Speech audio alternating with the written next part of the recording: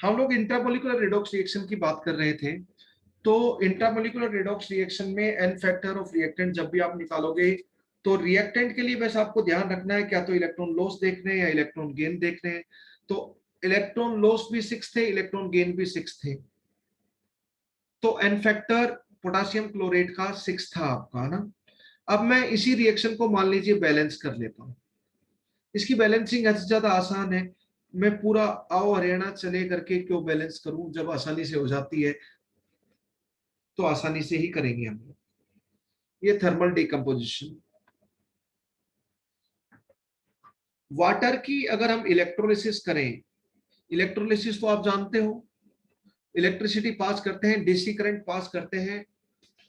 तो electrolysis of water में anode के ऊपर O2 और कैथोड के ऊपर H2 बन जाता है। इलेक्ट्रोलिसिस ऑफ वाटर में एनोड के ऊपर H2 और कैथोड के ऊपर H2 और एनोड के ऊपर O2 प्रोड्यूस होता है इलेक्ट्रोलिसिस ऑफ वाटर में। जब वाटर की इलेक्ट्रोलिसिस कर देते हैं उसमें तो कुछ थोड़ा सा एसिड या बेस डाल देते हैं ताकि एसिड बेस से आयन आ जाए, जैसे H2SO4 होगा तो H आयन और सल्फेट आयन, तो आयन आगे तो कंडक्टिविटी बढ़ जाएगी चार्ज पार्टिकल आने से, तो इलेक्ट्रोलिसिस अच्छे से हो जाएगी। एकदम प्योर वाटर की इलेक्ट्रोलिसिस इज डिफिकल्ट थिंग, थोड़ी कंडक्टिविटी उसकी बढ़ाएंगे आयन की वजह से, एसिड या बेस डाल देते हैं इसलिए हम लोग। तो इलेक्ट्रोलिसिस ऑफ वाटर ये भी इंट्रामोलिकुलर रिडॉक्स रिएक्शन है।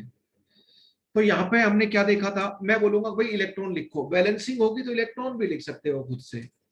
बताओ ये -2 से 0, तो -2 से 0 6 इलेक्ट्रॉन, 2 इलेक्ट्रॉन लॉस हुए, पर 6 ऑक्सीजन है तो कितने हो जाएंगे, 12 इलेक्ट्रॉन लॉस होंगे। बैलेंस है तो 12 ही गेन होंगे, वो तो पक्की बात है। तो नंबर ऑफ इलेक्ट्रॉन एक्सचेंज का आंसर कोई पूछे इस रिएक्शन में तो 12 करोगे आप, 12। तो coefficient multiplied by N factor की वैल्यू 12 होनी चाहिए, देख लो। 3 मल्टीप्लाइड बाय क्या करूं कि 12 हो जाए, 2 मल्टीप्लाइड बाय क्या करूं कि 12 हो जाए, 2 मल्टीप्लाइड बाय क्या करूं कि 12 हो जाए। तो ये तो अल्टीमेट वे है ही बैलेंसिंग वाला, तो बैलेंसिंग वाला तो अल्टीमेट वे है ही, उसमें तो कोई दो राय नहीं है। लेकिन इसका जो इंट्रामोलिकुलर रिडॉक्स रिएक्शन में है उसमें जो रिएक्टेंट है बस उसका ध्यान रखना है। इंट्रामोलिकुलर रिडॉक्स रिएक्शन में रिएक्टेंट का एन फैक्टर, आपको कुछ भी नहीं चमके एन फैक्टर में लगता है कुछ गड़बड़ी हो रही है और आप रिएक्शन बैलेंस कर सकते हो, इतनी इंफॉर्मेशन हो तो बैलेंस करके एन फैक्टर निकाल ले, आपको एकदम परफेक्ट आंसर मिल जाएगा। दैट इज द अल्टीमेट वे। तो एन फैक्टर इसका 6 हो गया पोटासियम क्लोरेट का। तो पोटासियम क्लोरेट का वैसे हम निकाले बिना बैलेंसिंग के निकाले तो हमने क्या तरीका देखा कि जो डिस्प्रपोर्शन जा रहा है जो रिएक्टेंट उसका सिर्फ ऑक्सीडेशन देखो, एक्स इलेक्ट्रॉन लॉस हुए, सिर्फ रिडक्शन देखो तो भी एक्स इलेक्ट्रॉन ही लॉस गेन होंगे। तो एन फैक्टर लॉस और गेन को टोटल देखोगे तो जीरो ही होंगे, लॉस और गेन इफेक्टिवली देखोगे तो जीरो हो जाएंगे फिर। तो क्या तो सिर्फ लॉस देखो या सिर्फ गेन देखो, एक चीज देखो। मैं यहां पर बात करता हूं, इलेक्ट्रोलिसिस करते हैं पानी का तो O2 एनोड पे कैथोड पे H2 मिलता है। मैं बोलता हूं what is the N factor of this this and this, सबका एन फैक्टर बताओ, है ना। तो बताओ -2 से 0 में आया तो ऑक्सीजन तो ऑक्सीडाइज हुआ, हाइड्रोजन नॉन मेटल के साथ है तो +1 में होगा, हाइड्रोजन यहाँ पे 0 होगा, एलिमेंटल स्टेट है। तो एक एलिमेंट हाइड्रोजन है वो तो आपका रेड्यूस हुआ, दूसरा एलिमेंट ऑक्सीजन है वो आपका ऑक्सीडाइज हुआ। इस O2 वाले 0 को पता है कि मैं -2 से ही आया हूं तो इसको अपनी लाइफ में कोई कंफ्यूजन नहीं है। तो -2 से 0 2 इलेक्ट्रॉन, लेकिन इसमें 2 ऑक्सीजन एटम है इसलिए 2 × 2 4 होगा O2 का इनफैक्ट। 0 वाले हाइड्रोजन को पता है मैं +1 से ही आया हूं, इसको लाइफ में कोई कंफ्यूजन नहीं है। तो एक इलेक्ट्रॉन हुआ +1 से 0 में, लेकिन H2 में 2 हाइड्रोजन एटम है इसलिए इनफैक्टर 2 बोलूं। रिएक्टेंट का इनफैक्टर क्या बोलूं मैं, रिएक्टेंट का इनफैक्टर क्या बोलूं, एक बार मैं अगर बैलेंस करूं तो 2H2O on electrolysis giving 1O2 and 2H2, ये बैलेंस है, ये बैलेंस है। अब देखो इसका कितने इलेक्ट्रॉन है, एक O2 से 4 इलेक्ट्रॉन, -2 से 0, तो 4 इलेक्ट्रॉन और 4 हाइड्रोजन है पूरी बैलेंसिंग में। रिएक्टेंट प्रोडक्ट साइड तो +1 से 0, 4 हाइड्रोजन 4 इलेक्ट्रॉन गेन कर रहे हैं। तो इन कोफिशिएंट के अकॉर्डिंगली 4 इलेक्ट्रॉन एक्सचेंज हुए और ये परफेक्टली बैलेंस इक्वेशन है, क्योंकि इसमें 1 आ रहा है तो कुछ कॉमन फैक्टर भी नहीं आने वाला। अब बताओ मुझे 4 करना है मुझे, 1 मल्टीप्लाइड बाई क्या करूं कि 4 हो जाए, 2 मल्टीप्लाइड बाई क्या करूं कि 4 हो जाए। ये तो पहले निकाल चुका हूं 4 और 2 एन फैक्टर बिना बैलेंसिंग के। अब H2O के कोफिशिएंट को किससे मल्टीप्लाई करूं कि 4 हो जाए, तो आप बोलोगे सर H2O का एन फैक्टर यहाँ पे 2 है साहब। H2O का N factor electrolysis of water reaction में 2 है, बिल्कुल सही बात है। अब हम यहां से कैसे देखें, ये तो बैलेंसिंग से देखा, बिना बैलेंसिंग से कैसे देखें।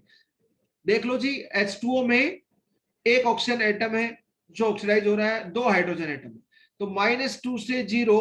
H2O के लिए देखो, H2O का इनफैक्टर देख रहे हो तो H2O के एक मॉलिक्यूल देखो, पर मॉलिक्यूल देखो, तो -2 से 0 2 इलेक्ट्रॉन, और एक ही ऑक्सीजन एटम H2O में तो 2 इलेक्ट्रॉन पर मॉलिक्यूल आपके लॉस हुए। +1 से 0 1 इलेक्ट्रॉन, लेकिन 2 हाइड्रोजन है, 2 इलेक्ट्रॉन आपके गेन हुए। क्या तो इलेक्ट्रॉन गेन वो भी 2 है, इलेक्ट्रॉन लॉस वो भी 2 है, पर मॉलिक्यूल ऑफ इंट्रामोलिकुलर रिएक्शन में जाने वाला reactant, number of electron loss और नंबर ऑफ इलेक्ट्रॉन पर मॉलिक्यूल पक्का बराबर होंगे इंट्रामोलिकुलर रिडॉक्स रिएक्शन में, क्योंकि वही मॉलिक्यूल ऑक्सीडाइज वही मॉलिक्यूल रेड्यूस।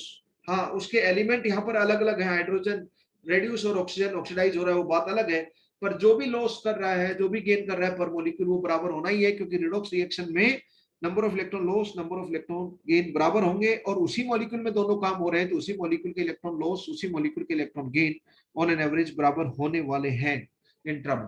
तो क्या तो सिर्फ लॉस देखो या गेन देखो, एक चीज देखो, तो एन फैक्टर 2 बिना बैलेंसिंग के भी आ गया, बैलेंसिंग से भी आ गया। तो इस तरह आप एन फैक्टर देख सकते हो। This is the way to calculate N factor in intramolecular redox reaction. तो डिस्प्रपोर्शनेशन वाली रिएक्शन में बस एक चीज का ध्यान रखा है, डिस्प्रपोर्शनेशन वाली रिएक्शन में सिर्फ रिएक्टेंट जो डिस्प्रपोर्शनेट, सारे रिएक्टेंट नहीं, सिर्फ वो रिएक्टेंट जो ऑक्सीडेशन रिडक्शन में एक एलिमेंट को ले जा रहा है, डिस्प्रपोर्शनेटिंग स्पीसीज रिएक्टेंट, उसके एन फैक्टर के लिए ट्रिक लगाएं, NOH plus NRH divide by NOH plus NRH is equal to n factor of disproportionating species, या बैलेंसिंग कर ले कंफ्यूजन हो तो। इंट्रामोलिकुलर रिडॉक्स रिएक्शन के लिए बस एक चीज ध्यान रखना है आपको कि प्रोडक्ट का तो निकल गया आपका बिंदास, रिएक्टेंट का जो जिसमें ऑक्सीडेशन रिडक्शन दोनों हो रहा है, जिस रिएक्टेंट में इंट्रामोलिकुलर रिडॉक्स रिएक्शन में जाने वाला रिएक्टेंट, तो उसमें पर मॉलिक्यूल लॉस देखो और पर मॉलिक्यूल गेन देखो। लॉस और गेन पक्का बराबर रहेंगे इंट्रा में, पर मॉलिक्यूल लॉस और पर मॉलिक्यूल गेन, तो चाहे लॉस वाले इलेक्ट्रॉन लो या गेन वाले लो, और उसको एन फैक्टर ऑफ रिएक्टेंट बना दो, पर मॉलिक्यूल जो भी हो रहे, एक लॉस और गेन दोनों में से कोई भी एक चीज देखें पर मॉलिक्यूल जो इंट्रामोलिकुलर रिडॉक्स रिएक्शन जा रहा है उस रिएक्टेंट के लिए। तो हमने स्पेशल पॉइंट डिस्प्रपोर्शनेशन में रिएक्टेंट के लिए देखा, और इंट्रामोलिकुलर में भी रिएक्टेंट के लिए ही हमने स्पेशल पॉइंट देखा। अब हम कुछ इंटरमोलिकुलर रिडॉक्स रिएक्शन के लिए बात करते हैं। Intermolecular redox reaction, intermolecular redox reaction के लिए केस 3, तो हम 2 नोट लिख चुके हैं। इंट्रामोलिकुलर रिडॉक्स रिएक्शन में रिएक्टेंट का सिर्फ लॉस या सिर्फ गेन वाले इलेक्ट्रॉन देखें और एन फैक्टर लिखें उसी को ही। डिस्प्रपोर्शनेशन में ट्रिक लगाएं, एक एक चीज ध्यान रखनी है इन दोनों में। अब इंटरमोलिकुलर रिडॉक्स रिएक्शन, एक एटम आयन मॉलिक्यूल ऑक्सीडाइज होगा और दूसरा एटम आयन मॉलिक्यूल रेड्यूस होगा। इंटरमोलिकुलर रिडॉक्स रिएक्शन, इंटर मतलब इन बिटवीन एटम आयन और मॉलिक्यूल, एक में ऑक्सीडेशन दूसरे में रिडक्शन। अगर ऐसा हो एक ऑक्सीडाइजिंग एजेंट और 2 रेड्यूसिंग एजेंट किसी भी रिएक्शन में दे रखे हो, ध्यान रखना इस चीज का, यहाँ पे आपको इश्यू होगा क्वेश्चन सोल्व करते टाइम। अगर कोई रिएक्शन है जिसमें एक ऑक्सीडाइजिंग एजेंट रिएक्शन साइड लिख रखे हो और 2 रेड्यूसिंग एजेंट लिख रखे हो, तो ख्याल रखिए, प्लीज माइंड, कि वो एक रिडॉक्स रिएक्शन नहीं है। लिख दिया है क्वेश्चन में, उसमें 2 रिडॉक्स रिएक्शन है, जिसमें एक ऑक्सीडाइजिंग एजेंट और 2 रेड्यूसिंग एजेंट रिएक्टेंट साइड लिखे हैं। तो एक ऑक्सीडाइजिंग एजेंट और पहला रेड्यूसिंग एजेंट से पहली रेडॉक्स रिएक्शन लिख लो, वही ऑक्सीडाइजिंग एजेंट और दूसरा रेड्यूसिंग एजेंट लिख के दूसरी रेडॉक्स रिएक्शन लिख लो, तब क्वेश्चन में गलती नहीं होगी, नहीं तो प्रॉब्लम हो जाएगी। पर ऐसी सिचुएशन आते ही you will be in deadlock situation. तो don't stuck in catch 22 situation when such type of reactants are there, एक ऑक्सीडाइजिंग एजेंट कई रेड्यूसिंग एजेंट रिएक्टेंट साइड लिखे हो, एक रेड्यूसिंग एजेंट कई ऑक्सीडाइजिंग एजेंट लिखे हो, मान लो 3 ऑक्सीडाइजिंग एजेंट लिखे हो और एक रेड्यूसिंग एजेंट लिखा हो रिएक्टेंट साइड, तो 3 रेडॉक्स रिएक्शन अलग अलग लिख लेना, रेड्यूसिंग एजेंट कॉमन है और ऑक्सीडाइजिंग एजेंट तीनों का अलग अलग। जिस तरह एक एसिड और 3 बेस लिखे हो, तो 3 एसिड बेस न्यूट्रलाइजेशन रिएक्शन लिखोगे आप उससे, लाइक दैट। लिखने में एक साथ ही लिख सकते हैं रिएक्टेंट साइड, ऐसा होगा कभी कभी। तो कभी कभी जब ऐसा हो तो आपके दिल में एक ख्याल आना चाहिए कि इसमें कई सारी रिएक्शन छुपी हुई है वो दोस्त। ये ख्याल आ गया तो लाइफ सेट है, और ये ख्याल नहीं आया देन अपने घर जाके बहस चलाओ, कुछ नहीं हो सकता, प्रॉब्लम होगी ही होगी, गारंटेड। आप क्वेश्चन एन फैक्टर से इक्विवेलेंट कॉन्सेप्ट से सोल्व नहीं कर पाओगे, यू विल स्टक। ओके, अब मैं इंटरमोलिकुलर रिडॉक्स रिएक्शन में एक ऐसा केस लेता हूं जो हर बच्चे के लिए मजाक है, एक्सट्रीमली एक्सट्रीमली इजी। वही जो मैं बार बार एक स्टेटमेंट यूज करता हूं, अगर बापू को बेटे के बारे में कंफर्मेशन हो, बापू मतलब प्रोडक्ट, बेटा मतलब रिएक्टेंट, तो लाइफ चिल है। और बेटे को बापू के बारे में कंफर्मेशन हो तो लाइफ चिल है। रिएक्टेंट को पता है कि मैं ऑक्सीडाइज या रेड्यूस कुछ भी होकर इसी ऑक्सीडेशन स्टेट में गया हूं। बेटा और बापू का मतलब ऑक्सीडेशन स्टेट की मैं बात कर रहा हूं। रिएक्टेंट एक ही ऑक्सीडेशन स्टेट में रिएक्टेंट में है और एक ही ऑक्सीडेशन स्टेट प्रोडक्ट में है। मैं ऑक्सीडेशन स्टेट या ऑक्सीडेशन नंबर ले लो, एवरेज, एवरेज से काम चल जाता है बैलेंसिंग में, एन फैक्टर में, क्योंकि एन फैक्टर कुछ एवरेज नंबर ऑफ इलेक्ट्रॉन है, तो average of oxidation state oxidation number से आपका काम चल जाएगा, आपको इश्यू नहीं होगा। तो in that case N factor निकालना हद से ज्यादा आसान है। जैसे आपके टेस्ट में एक क्वेश्चन आया था,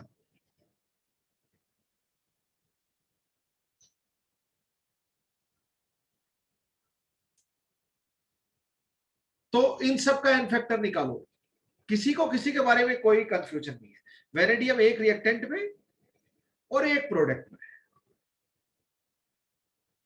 तो +2 को पता है मैं +5 में जा रहा हूं वेनेडियम, और +5 को पता है +2 में ऑक्सीजन, सब जगह -2, तो ऑक्सीजन के बारे में हम बिल्कुल भी कोई भी डिस्कशन नहीं करने वाले, क्योंकि वो इलेक्ट्रॉन लॉस गेन में अपना योगदान नहीं दे रहे हैं। आयरन इधर फेरिक ऑक्साइड है, ये फेरस ऑक्साइड है, तो +3 को पता है मैं +2 में जा रहा हूँ आयरन वाला, +2 को पता है कि मैं +3 से आया हूँ, तो सबका एन फैक्टर बिंदास निकल जाएगा। ये एक्सट्रीमली इजी केस होते हैं, यहाँ पे कोई बच्चा गलती नहीं करता।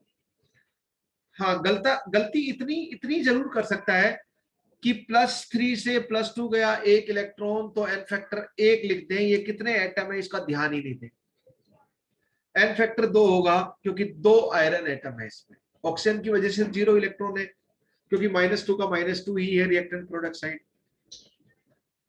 इसका एन फैक्टर +2 +3 से आया है, एक इलेक्ट्रॉन और एक ही आयरन एटम है 1, +2 वेनेडियम +5 में गया, दिस इज +5, +2 +5 में गया 3 इलेक्ट्रॉन और एक वेनेडियम है तो एन फैक्टर 3, 2 वेनेडियम है तो एन फैक्टर 6। बैलेंसिंग से तो निकाल ही सकते हो, कोई प्रॉब्लम, ये बहुत आसान। नेक्स्ट रिएक्शन लिख रहा हूं मैं, हाइपो की रिएक्शन, Na2H2O3 की आयोडीन के साथ रिएक्शन लिख रहा हूं। ये reaction very very important reaction, ये रिएक्शन सबको याद होनी चाहिए। मैंने कुछ सब इंपॉर्टेंट रिएक्शन आपके लिए लिखी थी एक बार फॉर मोल कॉन्सेप्ट, उसमें ये रिएक्शन भी लिखी थी, क्योंकि reaction you must remember it.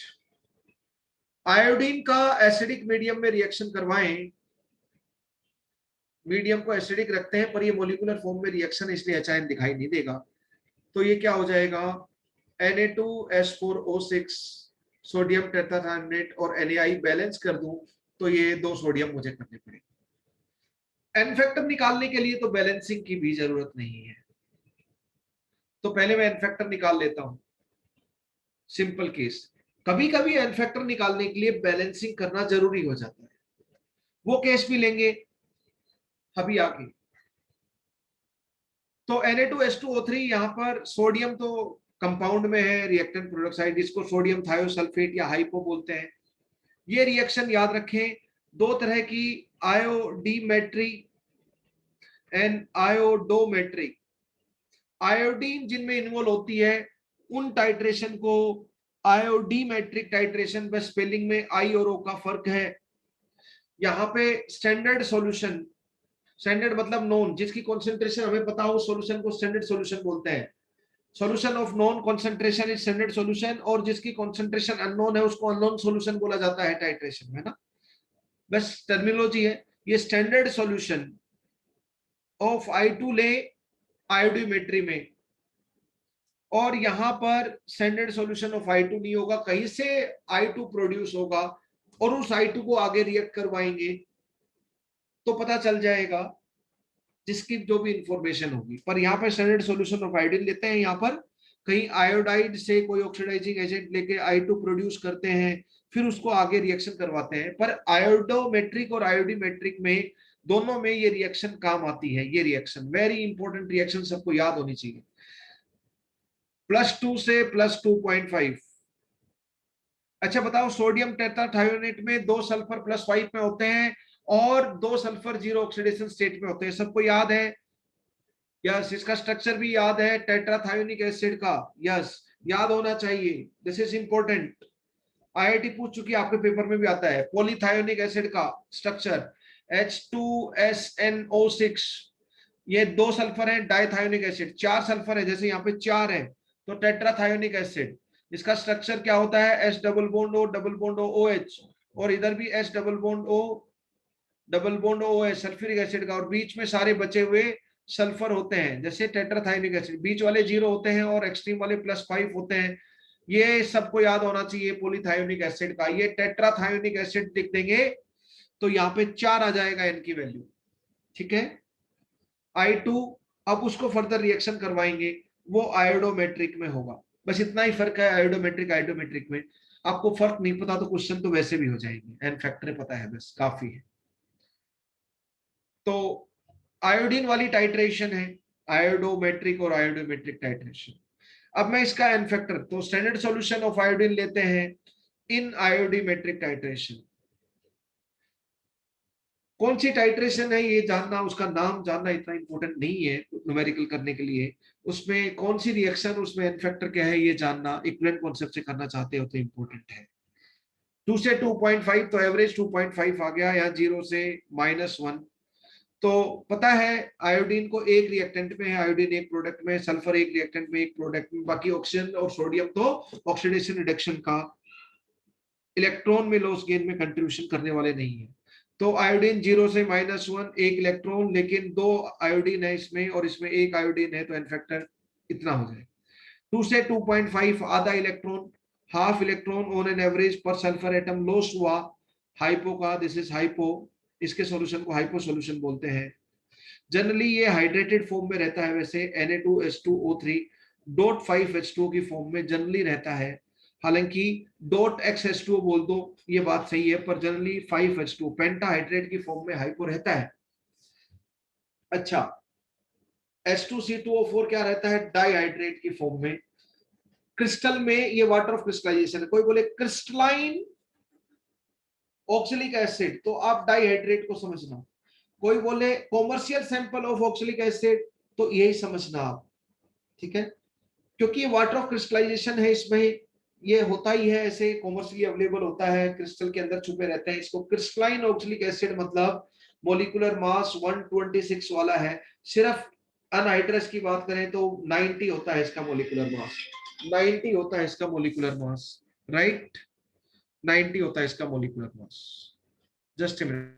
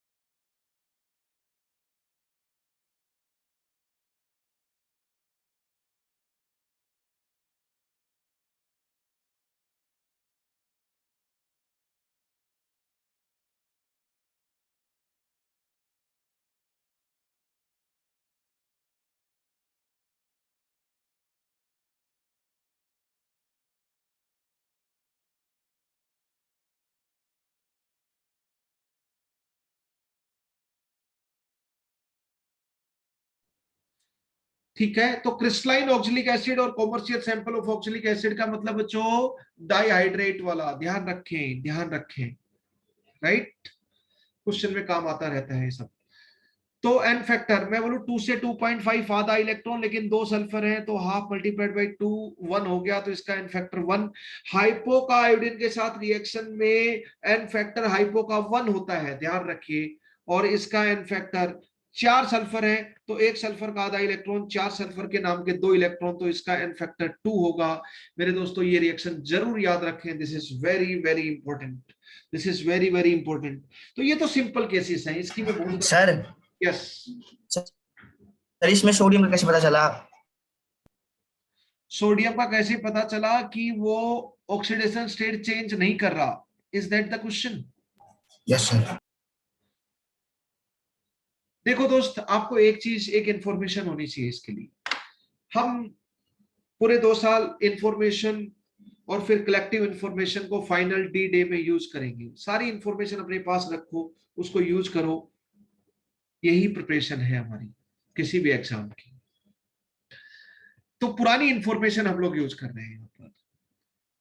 हमने जब rule for determination of oxidation state देखा था, तो मैंने बोला था कुछ एलिमेंट कंपाउंड की फॉर्म में बस एक ही ऑक्सीडेशन स्टेट दिखाते हैं, पूरी केमिस्ट्री के ऑर्गेनिक इनऑर्गेनिक कंपाउंड जो भी, उसमें एक एल्कली मेटल हमारे फ्रेंड थे सदा +1, अरे ये भी कंपाउंड है, हाइपो भी कंपाउंड है, और सोडियम टेट्राथायोनेट भी कंपाउंड है। कंपाउंड की फॉर्म में एल्कली मेटल सदा +1, सोडियम यहां भी +1, चेक ही नहीं करना। एल्कलाइन अर्थ मेटल हरदम +2, हालांकि मैग्नीशियम वगैरह में ऐसा सी वाटर में कुछ सोल्ट मिलते हैं जिसमें मैग्नीशियम +1 में होता है, पर छोड़ दो उसको, आपको काम नहीं आएगा। एल्यूमिनियम सदा +3, जिंक सदा +2, कैडमियम सदा +2, फ्लोरीन सदा -1। बल्ले बल्ले अमृतसर, हो गया काम। बोलो जी गुप्ता जी। Yes sir. चकते फट्टे, ओके। ये हाइपो वाली रिएक्शन बहुत बहुत काम आने वाली रिएक्शन है, this is very very very very important reaction दोस्तों।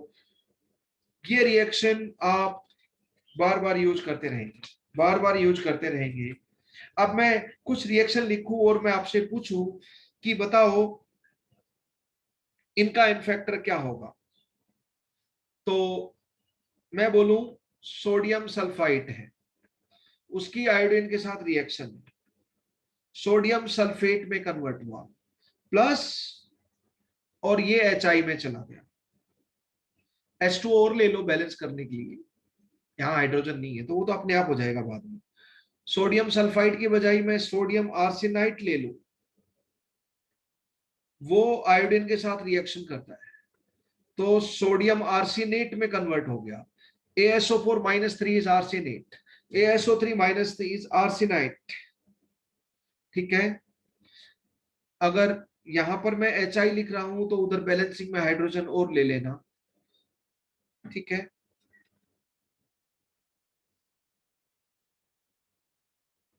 यहां पे आयोडीन ऑक्सीडाइजिंग एजेंट है, बोलो यहां पे आयोडीन ऑक्सीडाइजिंग एजेंट है। अभी अभी आपने ये भी देखा था, यही रिएक्शन आयोडीन के Na2H2O3 plus I2 giving Na2H4O6, अभी अभी देखा था, प्लस NaI, इसमें भी ऑक्सीडाइजिंग एजेंट था। ये सब रिड्यूसिंग एजेंट है, थायोसल्फेट, आर्सेनाइट, सल्फाइड। अब मैंने सोडियम का लिया सल्फाइड, आप पोटासियम का सल्फाइड भी क्वेश्चन में पूछा जा सकता है। अगर कोई स्टेनस है, जैसे स्टेनस क्लोराइड ले लूं, उसका आयोडीन क्या कर देगा, स्टेनिक में कन्वर्ट कर देगा और खुद आई नेगेटिव में चला जाएगा। मैं आयनिक फॉर्म में लिख रहा हूं, ठीक है, राइट, ठीक है। तो स्टेनस को स्टेनाइट में, सल्फाइड को सल्फेट में, थायोसल्फेट को टेट्राथायोनेट में, बट एसिडिक सॉल्यूशन में ना। और इसका अगर आयोडोमेट्रिक टाइट्रेशन की रिएक्शन है, आयोडोमेट्रिक टाइट्रेशन में आयोडीन ऑक्सीडाइजिंग एजेंट के फॉर्म में यूज होता है, ये रिएक्शन है, अब आयोडोमेट्रिक टाइट्रेशन में ये यूज होगा। ठीक है, ये आपका ऑक्सीडाइजिंग एजेंट है, इसका स्टैंडर्ड सॉल्यूशन लेते हैं, यानी कि नॉन कॉन्सेंट्रेशन वाला सॉल्यूशन आयोडीन का, स्टैंडर्ड सॉल्यूशन आयोडोमेट्रिक टाइट्रेशन में। और इनका अननोन सॉल्यूशन की कॉन्सेंट्रेशन हम लोग निकाल सकते हैं, इनके बारे में इंफॉर्मेशन दिया होता है, रेड्यूसिंग एजेंट में पूछा होता है। तो आयोडीमेट्रिक टाइट्रेशन में iodine is acting as standard solution of iodine, iodine is acting as oxidizing agent. ठीक है, ओके फाइन। तो मैं आपसे अब बोलूं कि मुझे बताओ कि इसका एन फैक्टर कितना है। आयोडीन का तो सब जगह 0 से -1 यार, सब जगह आयोडीन का एन फैक्टर एक ही है, वो है आयोडीन का एन फैक्टर 2, क्योंकि 0 से -1 में जा रहा है सारे रिएक्शंस में। मुझे एन फैक्टर बता दो इन रेड्यूसिंग एजेंट का, जैसे स्टेनलेस क्लोराइड दे रखा हो, है ना, लाइक दिस, या स्टेनलेस सल्फेट पर आयोनिक फॉर्म में, तो स्टेनलेस आयन आपके काम का है। ये आर्सेनाइड का सोडियम थायोसल्फेट, इसका तो निकाल ही चुके हैं, बताओ याद है ना, याद होना चाहिए, ये तो सबसे इंपॉर्टेंट है, ये रिएक्शन अभी अभी कर चुके हैं।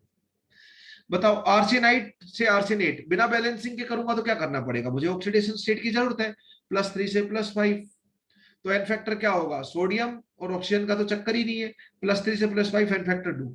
यहाँ पे सल्फाइड में +4 और सल्फेट में सल्फर +6, सोडियम ऑक्सीजन की तो फाइट ही नहीं है, वो तो अपनी उसी ऑक्सीडेशन स्टेट में, तो +2 से +4, +4 से +6 एन फैक्टर 2, और +2 से +4 एन फैक्टर 2, सबका एन फैक्टर 2 है, हाइपोकाइमस एन फैक्टर 1 है। इस आयोडीन की रिएक्शंस में आप देख सकते हो रेड्यूसिंग एजेंट का एन फैक्टर 2 ही है।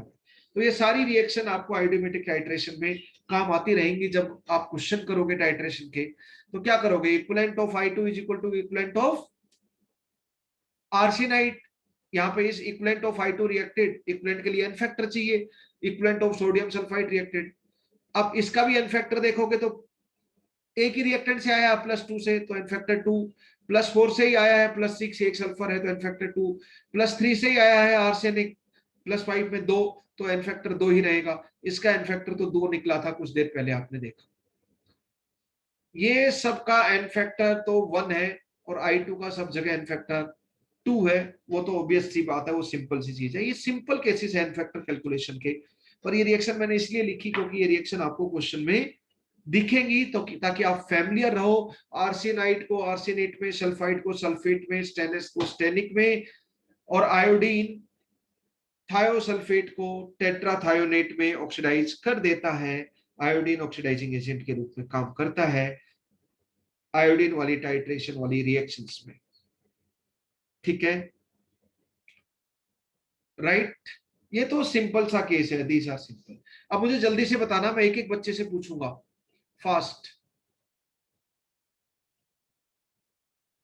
साक्षी बताओ, KMnO4 का एसिडिक मीडियम में एन फैक्टर कितना होता है।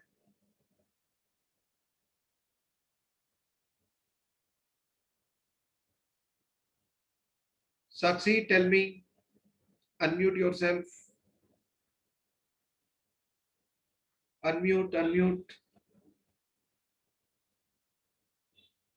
फास्ट।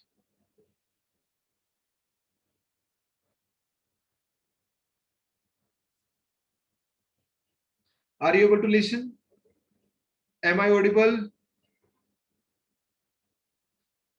चलो अंजलि बताएगी, MnO4 -1 का N factor acidic, strongly basic, sir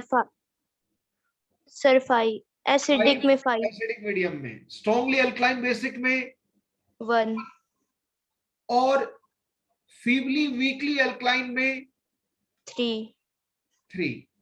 हाँ, एक चीज और मैं ध्यान, इसके ऊपर क्वेश्चन आएगा तो आप पक्का गलत करोगे, मेरी बात नहीं सुनोगे तो। जब KMnO4 थायोसल्फेट से, मैं सोडियम थायोसल्फेट ही ले लेता हूं, जनरली वही क्वेश्चन में मिलता है, या कोई भी थायोसल्फेट, अगर एसिडिक मीडियम में रिएक्ट करता है, यानी कि H2SO4 का सॉल्यूशन है, और जब KMnO4 सोडियम टेट्राथायोनेट से, ध्यान रखिए इसको, वीकली एल्कलाइन मीडियम में बोला होगा, वर्डिंग में बोला होगा acidified KMnO4, KMnO4 in slightly alkaline medium, weekly alkaline medium, feebly alkaline medium, ये बोला होगा। तो इसका एन फैक्टर तो तुरंत समझ गए होगा, एसिडिक मीडियम में 5 और स्लाइटली एल्कलाइन में एन फैक्टर 3। ये किस में चला जाता है? स्लाइटली एल्कलाइन में ब्लैक कलर का पीपीटी बन जाता है, MnO2 brown brown black colour. और ये Mn+2 में चला जाता है, सल्फ्यूरिक एसिड MnSO4 लिख लो। Mn+2 कलरलेस होता है, ये पीपीटी होता है और इसका पिंक कलर होता है। तो अब देखो इसमें ये चला जाएगा सोडियम टेट्राथायोनेट में Na2S4O6, लेकिन इसमें सोडियम सल्फेट में चला जाएगा, इसका ध्यान रखना, जस्ट रिमेंबर इट। आयोडीन के साथ भी ये किस में जा रहा था? हाइपो, बताओ। अभी अभी देखा था, एसिडिक मीडियम में किस में जा रहा था? टेट्राथायोनेट में जा रहा था। सेम इसी तरह दोनों एसिडिक मीडियम है, लेकिन वीकली और स्लाइटली अल्कलाइन मीडियम में सोडियम सल्फेट में जाता है। यहां पे इनका एन फैक्टर 1 था, अभी अभी देखा था, 2 से 2.5। यहां पे इसका एन फैक्टर बताएं, दिस इज इंपॉर्टेंट वन। जैसे ही ये वीकली अल्कलाइन मीडियम बोलेंगे, आप क्वेश्चन में गलती करने वाले हो, मेरी बात नहीं सुन रहे तो, गौर से नोट नहीं कर रहे तो, ऐसा होने वाला है और ये क्वेश्चन पूछा जाएगा, अब नहीं तो तब।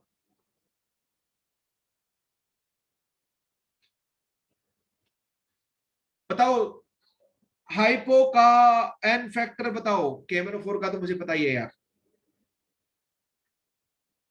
जरूरत नहीं है इसकी।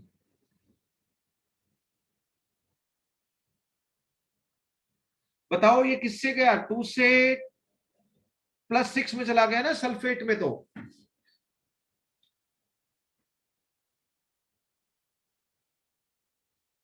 Tania tell me N factor.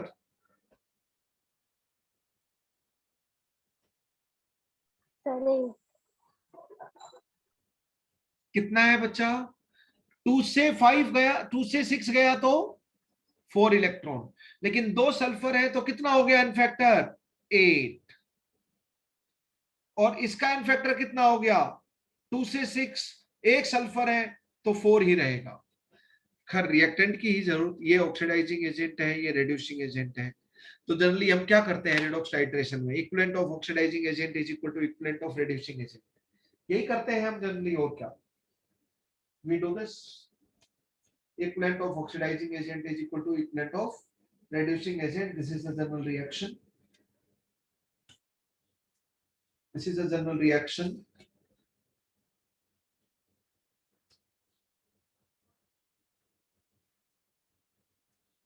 N factor निकालना इजी है, पर ये रिएक्शन आपको ध्यान रखनी पड़ेगी, you have to keep in mind. Okay, अब देखो मैं कुछ रिएक्शन लिख रहा हूं, उनमें एन फैक्टर बता देना।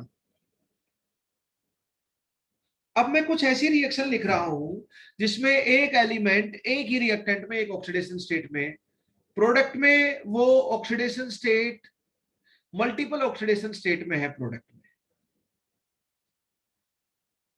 इसके ऊपर मतलब बढ़कर oxidation state, multiple oxidation state में, या फिर एक एलिमेंट एक बिंदु मतलब एक, कुछ प्रोडक्ट में बढ़कर है, कुछ प्रोडक्ट में उतनी ही ऑक्सीडेशन स्टेट है। या ऐसे भी हो सकता है रिएक्टेंट में है, कुछ में घट के जा रहा है पर अलग अलग ऑक्सीडेशन स्टेट में। पर मैं बात कर रहा हूं कुछ में सेम ऑक्सीडेशन स्टेट है प्रोडक्ट में, कुछ में घट के जा रहा है। पर मैं ऐसा केस बिल्कुल नहीं ले रहा जिसमें बढ़कर भी जा रहा हो, जिसमें घटकर भी जा रहा हो। I am not taking this case. एक एलिमेंट एक रिएक्टेंट में होगा, मल्टीपल प्रोडक्ट में होगा और मल्टीपल ऑक्सीडेशन स्टेट में होगा, क्या तो सिर्फ ऑक्सीडेशन की बदौलत या सिर्फ रिडक्शन की बदौलत, उसके साथ साथ no change in oxidation state भी हो सकता है। तो एन फैक्टर जो रिएक्टेंट का होता है, ये केस 4 हो गया आपका। ये इंपॉर्टेंट केस है और ऐसा आएगा और ऐसा पूछा जाता है। इसके जो एग्जांपल लिखूंगा वही एग्जांपल ही पूछे जाएंगे, उसके अलावा कोई एग्जांपल भी नहीं पूछे जाएंगे, ये बात भी है।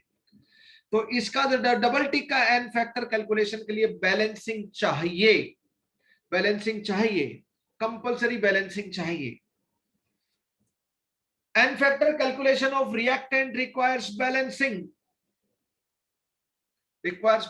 जैसे मैं एग्जांपल लेता हूं, पहला ये एग्जांपल आपको बार बार मिलेगा, HCl। अब बैलेंसिंग तो वैसे ही करोगे जैसे आप करते थे भाई साहब। तो मुझे पता है Mn तो +4 से +2 में जा रहा है भाई साहब, यहाँ पे Cl 0 से -1 से 0 में जा रहा है, तो मुझे रिडक्शन हाफ, ऑक्सीडेशन हाफ। पर यहाँ पर Cl रिएक्टेंट में -1, प्रोडक्ट में -1 है, तो रिएक्टेंट में Cl -1 में, एक रिएक्टेंट में HCl में, एक प्रोडक्ट में भी Cl -1 में है इधर, और दूसरे में बढ़कर गया 0 में गया। तो ये केस होगा। इसके लिए बैलेंसिंग चाहिए, इसके लिए बैलेंसिंग चाहिए, और इसी का एन फैक्टर, इसका इक्विवेलेंट वेट पूछा जाएगा। तो बैलेंसिंग कैसे करूंगा मैं? तो ऑक्सीडेशन नंबर मेथड से कर लेता हूं यार, उससे मुझे दो हाफ रिएक्शन नहीं लिखनी पड़ती ना। तो number of electron loss, number of electron gain, मैं 2 क्लोरीन है, यहाँ पे भी 2 क्लोरीन कर लेता हूं, पर HCl का कोफिशिएंट फाइनल नहीं है, क्योंकि 2 क्लोरीन तो सिर्फ वो है जो ऑक्सीडेशन में जा रही है। यहाँ पे 2 इलेक्ट्रॉन हो गए 2 HCl के लिए, लेकिन कुछ क्लोरीन ऐसी भी है प्रोडक्ट में जो -1 में, उनका हिसाब किताब बाद में करेंगे। MnO2 +4 से +2, ये रिडक्शन हो गया। यहाँ पे 2 इलेक्ट्रॉन है, अगर इनका कोफिशिएंट एक एक कर दो तो बल्ले बल्ले। मैग्नीज वाले का कोफिशिएंट फिक्स हो चुका है, क्लोरीन वाले का कोफिशिएंट फिक्स हो चुका है, लेकिन HCl का कोफिशिएंट नहीं हुआ, क्योंकि HCl में तो Cl -1 वालों का भी हिसाब किताब करना है। हो गया। Number of electron loss is equal to number of electron gain, तो बराबर करने ही करने हैं। नंबर ऑफ इलेक्ट्रॉन लॉस मतलब increase in oxidation number, number of electron gain मतलब डिक्रीज इन ऑक्सीडेशन नंबर, दोनों बराबर होने चाहिए। ऑक्सीडेशन नंबर मेथड में increase in oxidation number must be equal to decrease in oxidation number. तो ये हो गया। अब मुझे एक मैग्नीज का कोफिशिएंट फिक्स हो गया, लेकिन इसका कोफिशिएंट अभी डाइसी सिचुएशन में है, तो मुझे पता है 2 क्लोरीन इधर, यहाँ पे भी कोफिशिएंट फिक्स हो चुका, 4 क्लोरीन हो गया, तो इसका कोफिशिएंट मुझे 4 करना पड़ेगा, तो 2 हाइड्रोजन अपने आप आ गया। अब मेरी बैलेंसिंग हो चुकी है। मैं ऑक्सीडेशन स्टेट को पिक्चर से हटा देता हूं ताकि पिक्चर डर्टी ना रहे। Now this is balance chemical equation guys and girls. सबका एन फैक्टर मैं निकाल सकता हूं। ये +4 से +2 जा रहा था, एन फैक्टर 2। ये मैग्नीज +2, क्लोरीन तो -1 से -1 आया, तो क्लोरीन का तो योगदान नहीं है इलेक्ट्रॉन में, MnCl2 वाले क्लोरीन का। ये Cl 0 -1 से आया, तो इसका भी एन फैक्टर 2। बताओ, 2 इलेक्ट्रॉन लॉस थे, 2 इलेक्ट्रॉन गेज थे बैलेंसिंग में, अभी अभी आपने देखा था। तो 1 मल्टीप्लाइड बाई 2 2 को 4 को किससे मल्टीप्लाई करें? 2 आ जाए, half half half half, very good, half होगा एन फैक्टर। तो इक्विवेलेंट वेट ऑफ HCl कितना होगा बंधु? मोलर मास वो होता है 36.5 HCl का, डिवाइडेड बाई हाफ करो तो पलटी मार के 36.5 गुणा में 2, तो 73 इक्विवेलेंट वेट आया HCl का। अगर यही HCl इस रिएक्शन में टेक पार्ट करता तो ये नॉन रिडॉक्स है, यहाँ पे तो एचायन एसिड के रूप में काम कर रहा है, तो यहाँ पे एक एचायन दे रहा है, तो यहाँ पे एन फैक्टर 1 है। तो इक्विवेलेंट वेट क्या है यहाँ पर HCl का? 36.5 बटे में 1, तो आंसर 36.5 है। लेकिन यहाँ पर इक्विवेलेंट वेट इस रिएक्शन में ये है और इस रिएक्शन में ये है, क्योंकि एन फैक्टर अलग है तो इक्विवेलेंट वेट तो अलग होगा, क्योंकि molar mass divide by N factor, molar mass same है, एन फैक्टर चेंज होगा, तो molar mass divide by N factor, equivalent mass is bound to change. Right right right.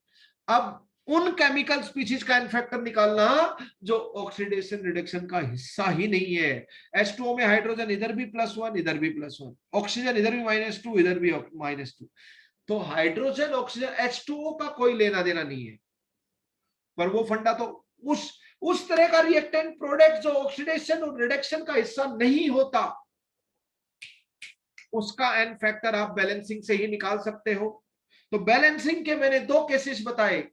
एक केस अभी अभी बताया, सिर्फ ऑक्सीडेशन के बदौलत एक एलिमेंट एक ऑक्सीडेशन स्टेट में है और मल्टीपल प्रोडक्ट में है, मल्टीपल ऑक्सीडेशन स्टेट में, पर सिर्फ ऑक्सीडाइज होगा या सिर्फ रिड्यूस होगा या उसके साथ साथ अनचेंज भी हो सकती है ऑक्सीडेशन स्टेट, लेकिन ऑक्सीडेशन रिडक्शन दोनों नहीं होना चाहिए, नहीं तो वो डिस्प्रोपोर्शनेशन का केस हो जाएगा। मैं वो पहले ही बात कर चुका हूं, तो इधर बात नहीं करूंगा, सीधी बात। तो इसका एन फैक्टर बैलेंसिंग चाहिए। एक और केस में बैलेंसिंग चाहिए, अभी तक जो डिस्कस आया है, we encountered with 2H2O, H2O ना ऑक्सीडेशन रिडक्शन, H2O में हाइड्रोजन ऑक्सीजन, कोई भी loss gain, electron loss gain का हिस्सा नहीं है, तो इसका एन फैक्टर भी बैलेंसिंग से निकालोगे। बताओ, इसका कोफिशिएंट 2 है तो इलेक्ट्रॉन 1 है, तो क्या करूं मैं, एन फैक्टर 1, पर इसके एन फैक्टर की जरूरत नहीं पड़ने वाली। मैं एक बार ना एक आईआईटी का पुराना पूछा हुआ क्वेश्चन मैं आपसे पूछता हूं, जे एडवांस का पुराना क्वेश्चन। एक लेड स्टोरेज बैटरी होती है, लेड स्टोरेज बैटरी, ये आप ना कार ट्रक बस जो हैवी व्हीकल्स होते हैं ना उनमें यूज करते हो ये बैटरी, लेड स्टोरेज बैटरी। तो पीबी का एनोड बना होता है, पीबीओ2 का कैथोड बना रहता है उस बैटरी में, और H2SO4 का 38% बाई मास सॉल्यूशन लेते हैं, और फिर उसकी डिस्चार्जिंग होती है, तब वो करंट देने लगती है, और हमारी कार ट्रक बस सब स्टार्ट भी होते हैं, बड़े बड़े साधन, और उनकी लाइट वगैरह सब जलती भी है। ये मैं डिस्चार्जिंग की इक्वेशन बता रहा हूं, discharging of lead storage battery. Charging की उल्टी हो जाएगी, discharging of lead storage battery. तो इसमें क्या हो जाएगा, PbSO4 बनता है, Pb plus PbO2 PbSO4, 2 sulphur आ गए तो मैं यहां ऐसे कर देता हूं, और 2 H2O, क्या ये बैलेंस एक बार चेक करो, हाइड्रोजन सल्फर हो गए, Pb हो गए, ऑक्सीजन हो गए, चकते फट्टे बिल्कुल सही है। मैं आपसे बोलूं कि ये रिएक्शन 0 से +2 में ले जाती है, लेड में +4 से +2 में ले जाती है, तो ये हो गया ऑक्सीडेशन, एक एटम ऑक्सीडाइज हुआ, दूसरा कंपाउंड है उसमें लेड रेड्यूस हुआ, तो ये इंटरमोलिकुलर रिडॉक्स रिएक्शन है।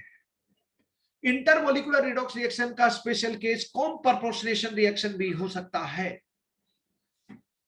पीबी देखो उल्टा करके, लेड एक प्रोडक्ट में +2 में, वो 1 +4 से रेड्यूस होके आया, वही एलिमेंट, एक ही एलिमेंट है बस, 0 से ऑक्सीडाइज होके आया।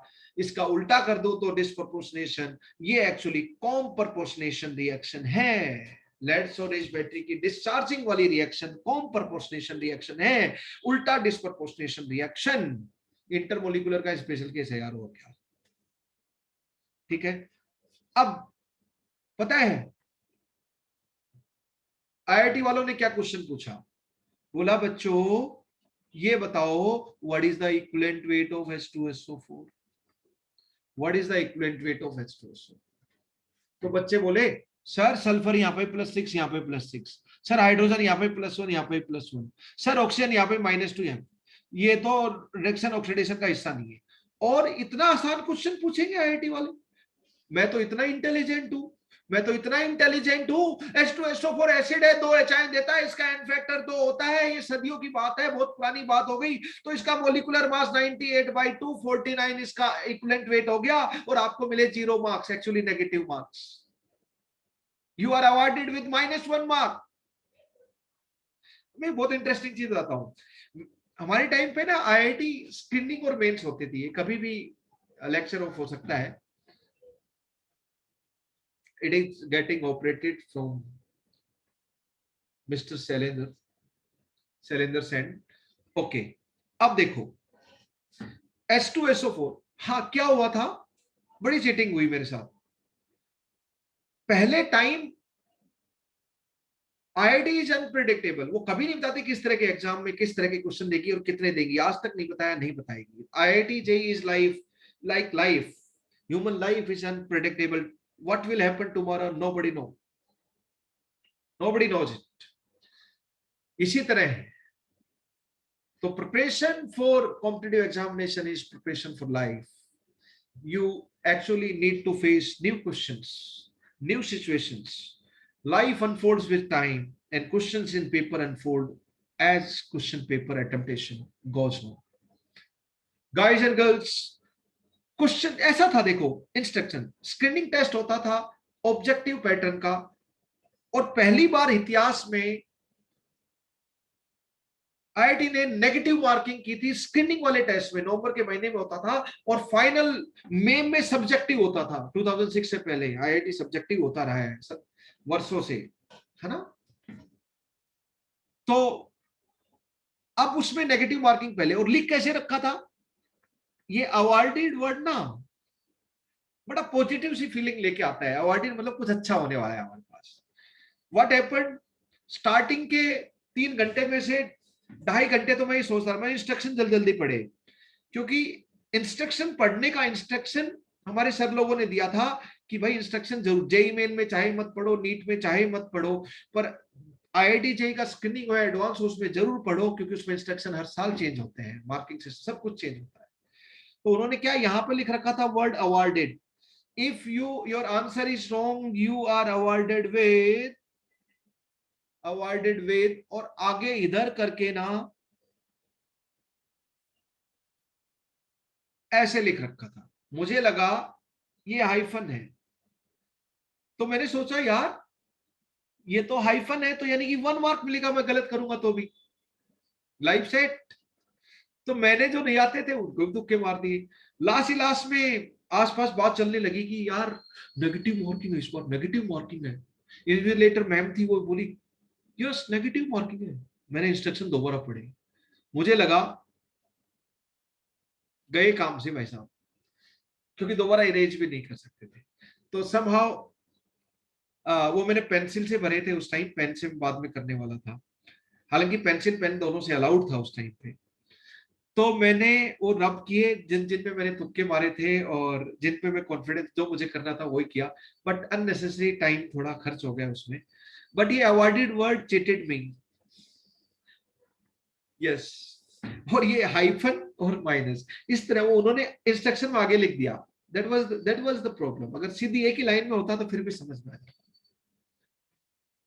एनीवेज, हाँ, तो इस तरह एन फैक्टर मैं बोलूं, ये एग्जांपल ले चुका हूं, K2Cr2O7 plus HCl, K2Cr2O7 plus HCl giving KCl plus CrCl3 plus Cl2, ये एग्जांपल में पहले ले चुका हूं, प्लस H2O।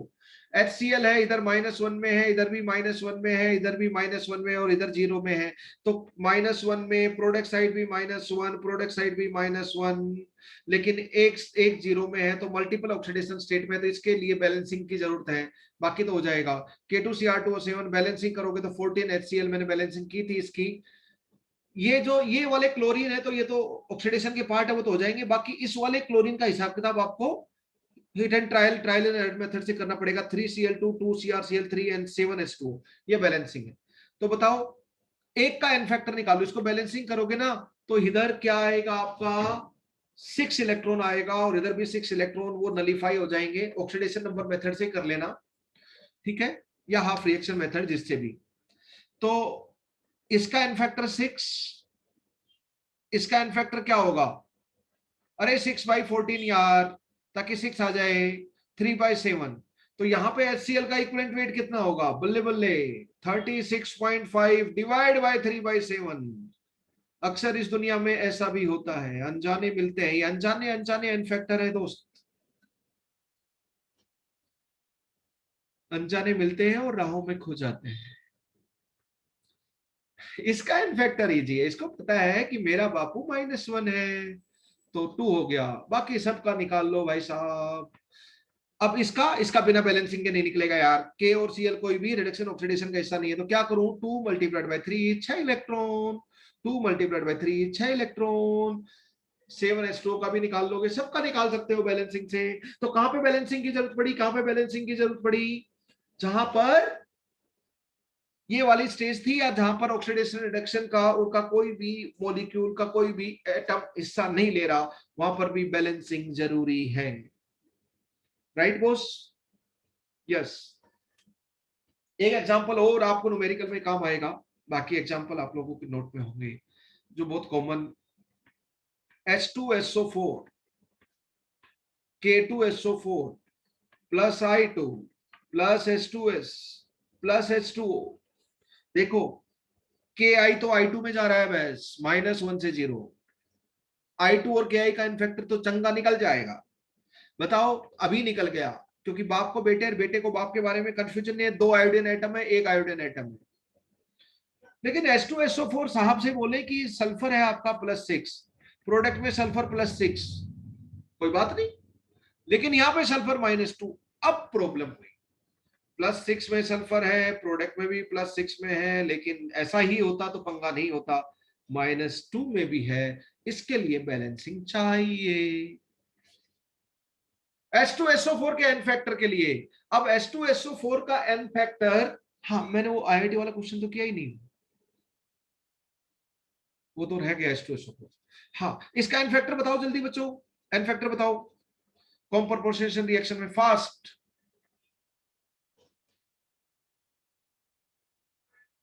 0 से +2 पता है, मैं +2 में जा रहा हूं तो n फैक्टर 2 यार। +4 से +2 रिडक्शन आप में भी 2 इलेक्ट्रॉन, ऑक्सीडेशन आप में भी 2 इलेक्ट्रॉन, इसका भी n फैक्टर 2 यार। तो 2 इलेक्ट्रॉन लॉस हुए, ऑक्सीडेशन में 2 इलेक्ट्रॉन गेन हुए, चक दे फटे, तो 1 multiplied by 2 is 2, 1 multiplied by 2 is 2, 2 multiplied by क्या करें बॉस 1, और इसका n फैक्टर, ये तो जैसे डिस्प्रपोर्शनेशन में 2 इलेक्ट्रॉन रिडक्शन में 2 इलेक्ट्रॉन ऑक्सीडेशन में, तो ऑक्सीडेशन रिडक्शन आप, तो इसका n फैक्टर तो वही डिस्प्रपोर्शनेशन वाली n फैक्टर और PbSO4 तो डिस्प्रपोर्शनेटिंग स्पीशीज वाला ट्रिक लगा लो, वहां पे रिएक्टेंट और कॉम्पोजिशन प्रोडक्ट के लिए 2 गुणा में 2 बटे में 2 + 2, 4/4, यानी कि आपका आंसर 1, ट्रिक से भी निकाल सकते हो।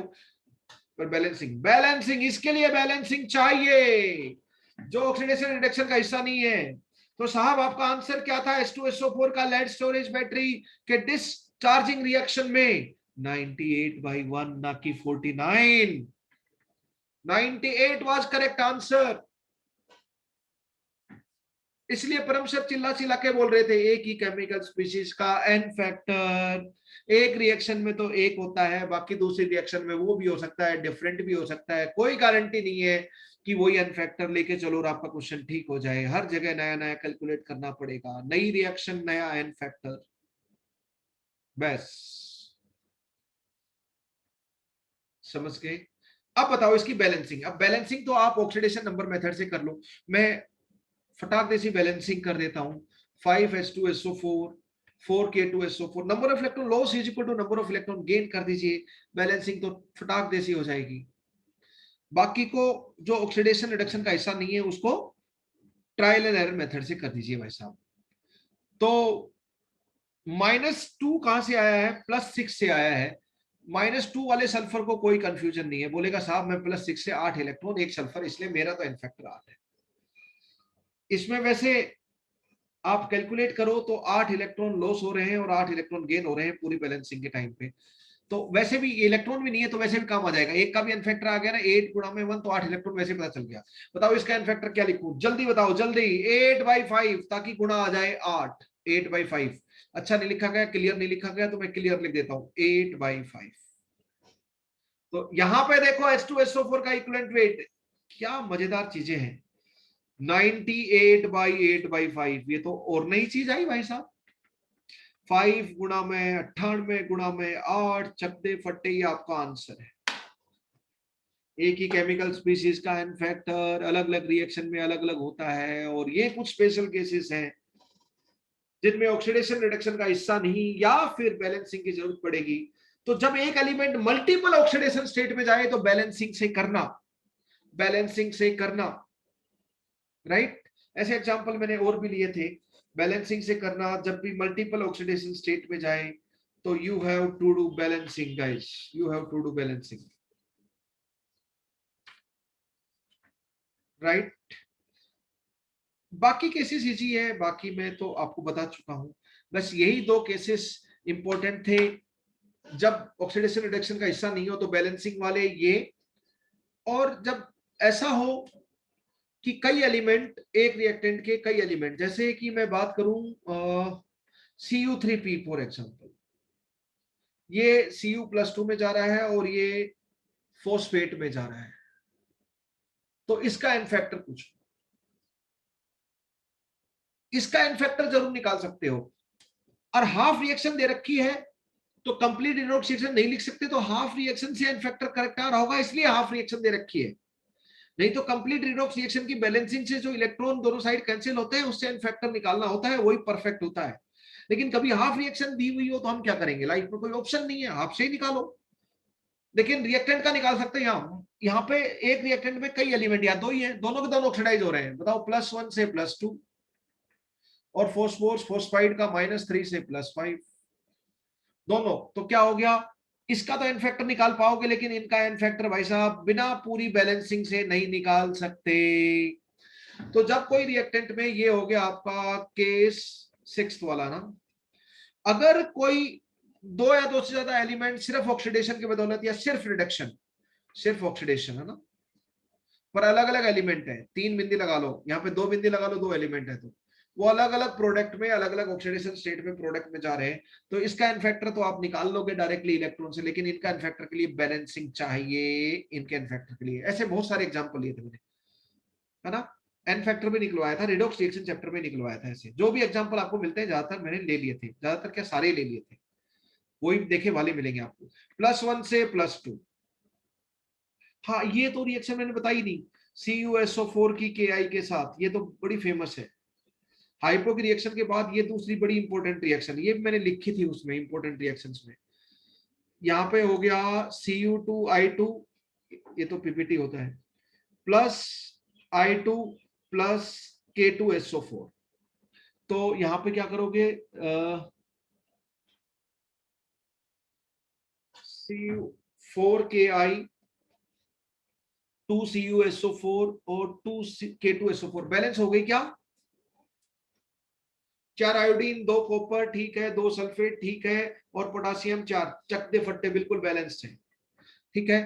-1 से -1 में भी है और 0 में भी है, तो ये पंगा है, इसका एन फैक्टर के लिए बैलेंसिंग चाहिए। Cu तो +2 से +1 में है, तो इसकी कोई फाइट नहीं है, ठीक है।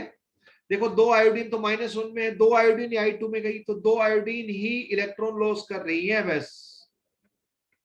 Cu +2 से +1 एक इलेक्ट्रॉन, लेकिन 2 कॉपर है इसलिए 2 इलेक्ट्रॉन, तो 2 × 1 एन फैक्टर 2, ये तो वैसे भी निकल जाता, 2 कॉपर है इसलिए +2 से +1 एक कॉपर का एक इलेक्ट्रॉन, 2 से 2, इसका तो वैसे ही निकल जाता 1 कोफिशिएंट, लेकिन इसका निकालने के लिए मुझे बैलेंसिंग करनी पड़ेगी। This is important reaction. इसी रिएक्शन को अगर मैं आयोनिक फॉर्म में लिखूं, सल्फेट सल्फेट उड़ जाएगा, पोटासियम पोटासियम उड़ जाएगा, इसी रिएक्शन को आयोनिक फॉर्म में लिखूं तो ऐसे लिखूंगा +I2, ये आयनिक फॉर्म में है, सेम रिएक्शन, सल्फेट और पोटासियम उड़ जाएंगे, बोथ रिएक्शन, ये आयनिक फॉर्म और मॉलिक्यूलर फॉर्म में, तो एन फैक्टर आयोड इसका है 1/2। ध्यान रखिए Ki का N factor, important reaction, hypo के साथ साथ ये रिएक्शन भी इंपॉर्टेंट है, डायरेक्टली बैलेंसिंग के साथ ध्यान रखें, एन फैक्टर भी डायरेक्टली यूज करना जाने तो आप समझदार होंगे। काफी फेमस है ये रिएक्शन, बहुत कॉमनली पूछी जाती है। अब मैं उसकी बात कर रहा था, तो बैलेंसिंग वाला तो बैलेंसिंग से करेंगे यार, तो इधर क्या होगा, +1 से +2 एक इलेक्ट्रॉन और 3 कॉपर है, तो 3 कॉपर के नाम का मैं इसका निकाल रहा हूं, तो इसके कॉपर देखूंगा, -3 से +5 8 इलेक्ट्रॉन एक है, 8 और 3 11, एन फैक्टर इसका 11 होगा, तो equivalent weight of Cu3p copper phosphide cuprous phosphide is M/11। तो जब मल्टीपल एलिमेंट एक रिएक्टेंट में रहते हुए मल्टीपल प्रोडक्ट में ऑक्सीडाइज या सिर्फ रेड्यूस या सिर्फ ऑक्सीडाइज होके जाएं, ऑक्सीडेशन दोनों की मैं बात नहीं कर रहा हूं, वो तो इंट्रामोलिकुलर रिडॉक्स रिएक्शन में हो चुका, कुछ एलिमेंट ऑक्सीडाइज हो कुछ रेड्यूस हो रहे हैं, अब मैं इंटरमोलिकुलर का केस ले रहा हूं, तो क्या तो ऑक्सीडाइज होंगे या क्या तो रेड्यूस होंगे बस, ठीक है ना। तो रिएक्टेंट का तो एन फैक्टर निकाल सकता हूं, प्रोडक्ट का एन फैक्टर निकालने के लिए मुझे बैलेंसिंग करनी पड़ेगी, हाफ रिएक्शन की बैलेंसिंग से भी आंसर आएगा अगर वही दूसरे हाफ में, जैसे ये रिडक्शन ऑक्सीडेशन हाफ है तो रिडक्शन हाफ का हिस्सा नहीं हो, है ना। और इसकी बैलेंसिंग तो आओ हरियाणा चले से भी किया था हमने रिडॉक्स रिएक्शन में, तो वैसे बैलेंसिंग कर लो, एन फैक्टर निकालना है तो इस तरह के मैंने बहुत सारे एग्जांपल में ऑलरेडी ले चुका हूं। तो कहां पर बैलेंसिंग चाहिए, वो 3 जगह चाहिए मोटा मोटी, एक एक एलिमेंट एक ऑक्सीडेशन स्टेट में रहते हुए मल्टीपल प्रोडक्ट में जाए, कुछ में सेम रहे, कुछ में क्या तो सिर्फ बढ़े या सिर्फ घटे, जिसका एग्जांपल है CuSO4 पर Ki वाला भी है, आयोडीन -1 में है, प्रोडक्ट में भी एक आयोडीन में इधर -1 में, लेकिन दूसरे में 0 में है, तो इसके लिए बैलेंसिंग चाहिए। अगर कोई रिएक्टेंट प्रोडक्ट का ऑक्सीडेशन रिडक्शन का हिस्सा है ही नहीं कोई भी एलिमेंट, तो उसके लिए बैलेंसिंग चाहिए चाहिए, और क्या करोगे, इलेक्ट्रॉन वैसे तो 0 आ जाएंगे, नहीं गड़बड़ हो जाएगी, 0 तो हो नहीं सकता इनफैक्टर। तीसरा बैलेंसिंग यहाँ पर जब एक ही रिएक्शन में इंटरमोलिकुलर रिडॉक्स रिएक्शन के ऑक्सीडाइजिंग या रिड्यूसिंग एजेंट में के एक ही रिएक्टेंट में मल्टीपल एलिमेंट क्या तो सिर्फ ऑक्सीडेशन की बदौलत प्रोडक्ट में जाए या मल्टीपल एलिमेंट रिडक्शन के बदौलत जाए, कोई भी एक काम करके रिएक्टेंट का एन फैक्टर निकल जाता है, लेकिन प्रोडक्ट का एन फैक्टर निकालने के लिए बैलेंसिंग जरूरी है। Balancing is the ultimate way to calculate N factor. N factor के सारे केसेस हम लोग कवर कर चुके हैं, राइट? ओके दोस्तों, let us stop here. You have given lot of time. Thank you very much. जय हिंद, जय Bharat. Thanks for your patience. Keep smiling, keep laughing. मस्त रहें, जीवित रहें, खुश होकर जीवित रहें। Be happy always. God bless you. Thank you very much.